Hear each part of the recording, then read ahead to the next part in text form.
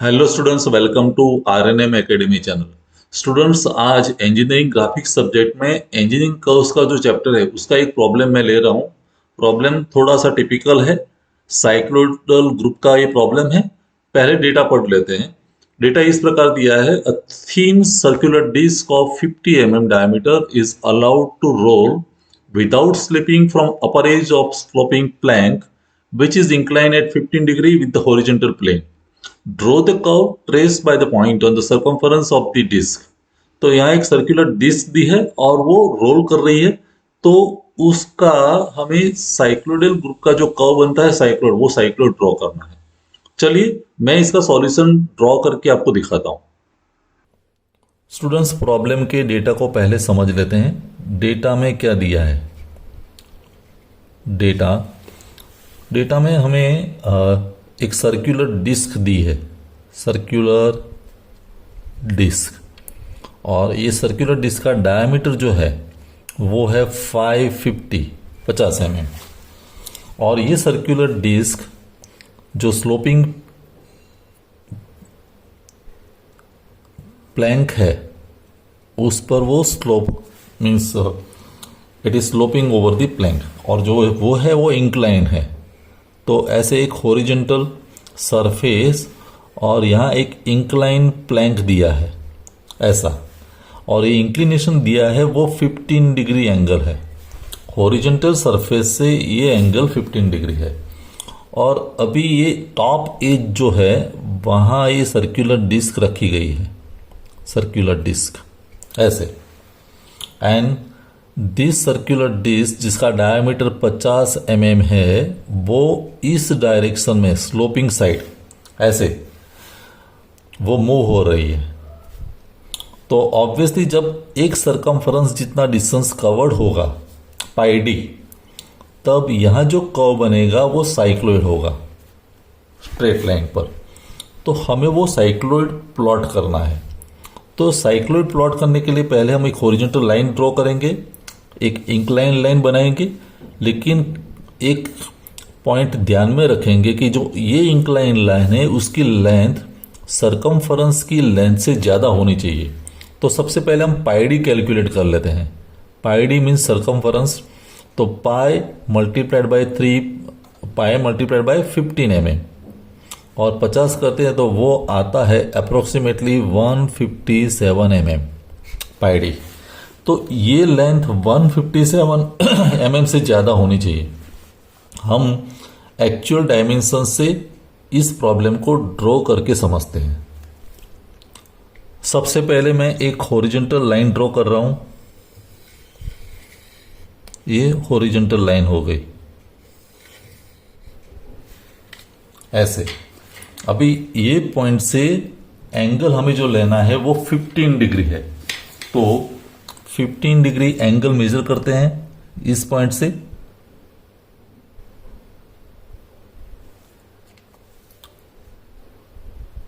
Ten और 5 15, तो ये पॉइंट मिला। और यही पॉइंट से हम लाइन ड्रॉ करेंगे।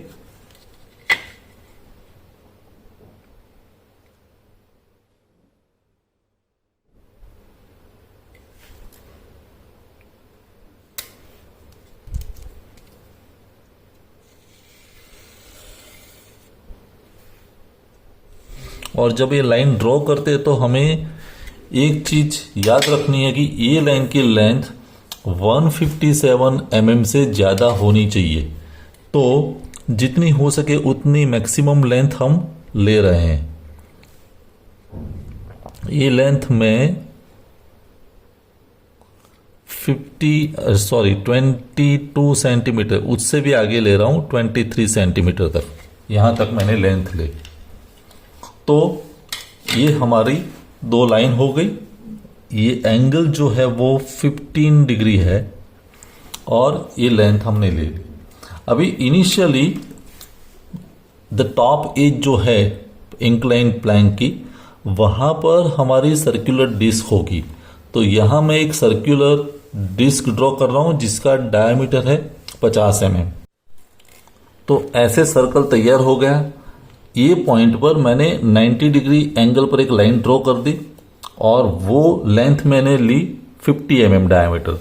सेंटर पकड़ा और फिर कंपास से मैंने सर्कल ड्रॉ कर दिया। सर्कल ड्रॉ करने के बाद एंगल 45 लेके मैंने 8 पार्ट में डिवाइड कर दिया सर्कल को, 8 डिविजन्स। तो ये 8 डिविजन्स हो गए। और फिर हम नंबरिंग कर दें क्योंकि सर्कल इस डायरेक्शन में घूमने वाला है। तो ये हमारा जो सेंटर है जिसको हम कहते हैं C0, initial centre, original centre. फिर जब मूव करेगा तो सबसे पहला पॉइंट कांटेक्ट में आएगा जो इस सरफेस के साथ, वो 1 होगा। फिर कांटेक्ट में आएगा वो 2 होगा, ये 3, 4, 5, 6, 7 और 8। ऐसे मैंने 8 पॉइंट्स नोट कर दिए। क्यों किए कि जैसे सर्कल इस डायरेक्शन में घूमेगा तो कांटेक्ट में आने वाला पहला पॉइंट वो 1 होगा हॉरिजॉन्टल सरफेस के साथ, फिर 2 आएगा, 3, इस तरह से मैंने किया। अभी आगे क्या करना है कि C0 में से एक मैं हॉरिजॉन्टल लाइन ड्रॉ करने वाला हूं। 4 में से भी हॉरिजॉन्टल लाइन होगी, 3 और 5 में से एक हॉरिजॉन्टल लाइन बनेगी, 1, 7 में से हॉरिजॉन्टल लाइन बनेगी। और यहां से लेके ये लेंथ जो है वो सरकमफरेंस की लेंथ जितनी होनी चाहिए, मीन्स 150 mm।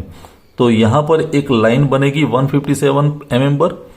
और फिर हम ये जो लेंथ है सरकमफरेंस की, ये लाइन, उसको भी हम 8 डिविजन्स में डिवाइड करेंगे। वो कैसे करते हैं समझते हैं। अभी मैंने किया क्या, 157 mm यहां से ये लेंथ सिलेक्ट कर ली जो सरकमफरेंस जितनी लेंथ है। यहां एक वर्टिकल लाइन मैंने ड्रॉ कर दी 90 डिग्री एंगल पर। फिर ये जो पाथ है 157 mm लेंथ का, उसको भी मुझे 8 डिविजन्स में डिवाइड करना है। अभी एग्जैक्ट डिविजन्स तो होने वाले नहीं है, 157 डिवाइड बाय 8। तो हम एक लाइन और ड्रॉ करते हैं जो 8 के मल्टीपल में होनी चाहिए। तो मैंने 8 सेंटीमीटर की ये लाइन ड्रॉ की, ये ओरिजिन पॉइंट से। फिर लास्ट जो पॉइंट है वो इसके साथ जोड़ दिया। और फिर यहां से लाइक दिस पैरेलल लाइन सभी जगह ड्रॉ करते गए। तो ये जो लाइन है वो इक्वल डिविजन्स में डिवाइड हो गई। तो अभी मुझे ये जो पॉइंट मिला वो पहला पॉइंट है 1, यहां जो पॉइंट मिला वो पॉइंट 2 है, ये पॉइंट जो है वो 3 है, ये पॉइंट 4, दिस पॉइंट इज 5, ये 6, ये पॉइंट मुझे मिला वो 7 है, और ये पॉइंट मेरा 8 है। तो 8 डिविजन्स में डिवाइड हो गया, सरकमफरेंशियल लेंथ डिवीजन में हो गई। अब जब ये सर्कुलर डिस्क घूमेगी तो 1 1 के साथ मैच होगा, 2 2 के साथ मैच होगा, और फाइनल डेस्टिनेशन यहां पर सर्कल आ जाएगा, सर्कुलर डिस्क।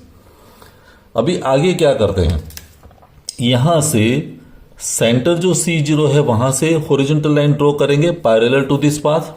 1 7 में से पैरेलल लाइन मिलेगी, 3 5 में से, 4 में से, और फिर सेंटर की अलग अलग पोजीशन हम यहां दिखाने वाले हैं 8 डिविजन्स। तो 1 से एक वर्टिकल लाइन खींचेंगे, 2 से वर्टिकल लाइन, 3 4 5, और यहां सेंटर की पोजीशन मिलेगी। वो करते हैं पहले। सभी लाइन ड्रॉ करने के बाद ड्राइंग ऐसा दिखता है। देखो 1 और 7 में से एक हॉरिजॉन्टल लाइन ड्रॉ कर दी, इसको पैरेलल। 6 2 में से एक लाइन बनेगी, 5 3 में से एक लाइन हुई, और 4 में से हुई। ये लाइन वर्टिकल तो है। और यहां से जब वर्टिकल लाइन खींचते हैं 8 में से, 7 में से तो एक पॉइंट मिलता है, 6 में से एक पॉइंट मिलेगा, 5 4, तो 1 से ये पॉइंट मिला, वो मेरा सेंटर पोजीशन है C1। जैसे ये C0 था, ये C1, ये पॉइंट मिला वो C2 है सेंटर, ये C3 है। मीन्स ये सर्कुलर डिस्क जैसे घूमते घूमते आगे बढ़ेगी नीचे, तो positions of centre will be change. C0 position है वो C1 पर आ जाएगी, फिर C2 पोजीशन आएगी, C3, वैसे ये C4 पोजीशन है, ये C5, ये C6, C7 और C8 फाइनल पोजीशन यहां पर मिलेगी। अभी साइक्लोइड ड्रॉ करने के लिए हमें करना क्या है कि C1 को सेंटर ले लीजिए। रेडियस जो सर्कुलर डिस्क की है वो 25 mm है, क्योंकि डायमीटर 50 है तो 25 mm रेडियस सेट कर दीजिए। C1 सेंटर लेके ये जो 1 वाली लाइन है उसको इंटरसेक्ट कर दीजिए। तो यहां पॉइंट मिलेगा वो P1 है। फिर C2 सेंटर ले, रेडियस तो वहीं रहेगी, लेकिन 2 में से पास जो लाइन हो रही है हॉरिजॉन्टल उसको कट कर दीजिए। C3 सेंटर लेके 3 वाली लाइन को कट कर दीजिए, C4 लेके 4 वाली लाइन को, C5 लेके फिर वो 5 वाली लाइन वही है तो उसको कट कर दीजिए। तो वैसे 8 पॉइंट्स हमें मिलेंगे P1, P2, P3 से लेके P8 तक, और ये सभी पॉइंट्स को जब ज्वाइन करते हैं तो वो हमें मिलेगा साइक्लोइड। हम करते हैं वो पॉइंट फाइंड करते हैं। देखो रेडियस इसकी है 25 mm। अभी मैंने सेंटर की पोजीशन चेंज कर दी, C1 पर लाया और 1 वाली लाइन है उसको मैंने कट कर दिया, आर्क बनाया, तो ये पॉइंट मिला। फिर सेंटर C2 चेंज किया, यहां पर लाया और C2 वाली लाइन को कट किया। फिर C3 पर आया, क्योंकि हम राइट से लेफ्ट की ओर आ रहे हैं तो C3 पर आया और 3 वाली लाइन जहां भी मिलती है इस C3 को कट किया। फिर सेंटर C4 पर आया और C4 पर मुझे पॉइंट मिलेगा, तो वैसे C5, C6 वो सभी पॉइंट्स हमें मिलेंगे। तो देखिए सभी पॉइंट्स कैसे मिले। C1 सेंटर और आर्क लगाया 1 वाली लाइन पर, तो ये पॉइंट मेरा है वो P1 है, P1। फिर हमारा सेंटर आया C2 पर और 2 वाली लाइन को कट किया ये पॉइंट पर, तो ये हमें मिला P2। फिर सेंटर C3 और रेडियस तो वही है 25 mm, तो 3 वाली लाइन को कट किया तो ये पॉइंट मिला P3। फिर C4, तब वो पॉइंट ऊपर ही पहुंच गया, ये P4। C5 सेंटर और 5 वाली लाइन कट मीन्स P5। फिर C6 सेंटर और ये पॉइंट मिला वो P6। C7 यहां पर आर्क लगाया तो वो P7 और फाइनल पॉइंट ये जो 8 है वो P8। तो वैसे हमें 8 पॉइंट्स मिले और ये 8 पॉइंट्स को स्मूथ हैंड से, फ्री हैंड से स्मूथ कर्व से ड्रॉ करते हैं, वो हमारा साइक्लोइड होगा। तो जो पॉइंट्स मिले थे P1, P2, P3, P4, P5, P6, P7 और P8, वो सभी पॉइंट्स को फ्री हैंड से हमने ज्वाइन कर दिया और ये जो कर्व मिला उसको हम कह सकते हैं cycloid on inclined plane, on inclined plane. क्योंकि ये जो हॉरिजॉन्टल सरफेस नहीं है, इंक्लाइन है, कितना 15 डिग्री पर, लेकिन मेथड वही रहेगी। तो इस तरह से आप ये ड्रॉ कर सकते हैं। स्टूडेंट्स, मुझे लगता है कि सभी स्टेप्स आपको समझ में आए होंगे। आप खुद भी इस प्रॉब्लम को डायमेंशनली ड्रॉ करके दिखाइए।